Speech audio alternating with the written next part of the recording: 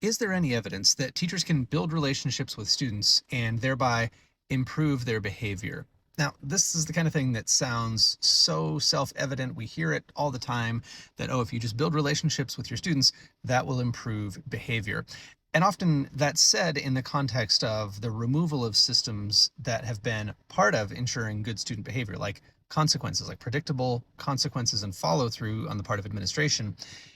Teachers are often told, hey, just build a relationship and that will improve the student's behavior. That's also said in the context of students with behavior plans or students with disabilities, that if you build a relationship, that will improve the student's behavior. And my friend Adam Boxer over on Twitter is asking, is that really true? Is that really the case? Do we have any evidence that building relationships improves student behavior? Or is there a correlation that actually runs the other way? The causality could run the other direction, and it could be that we have good relationships when students behave.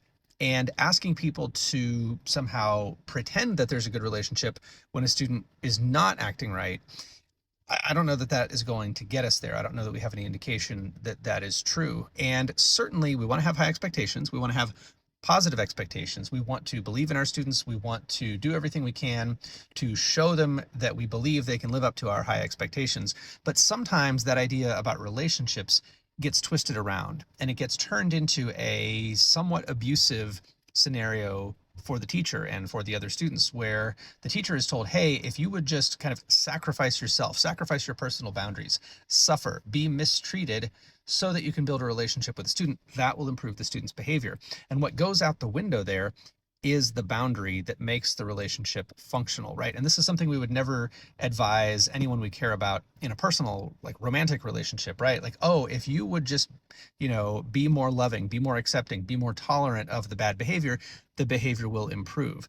No, we don't believe that at all in, adult romantic relationships, that someone else's behavior can be improved by you tolerating things that are violating your boundaries. So when we have unsafe behavior in schools, when we have behavior that interferes with learning, I think we really need to question this idea that relationships are the solution.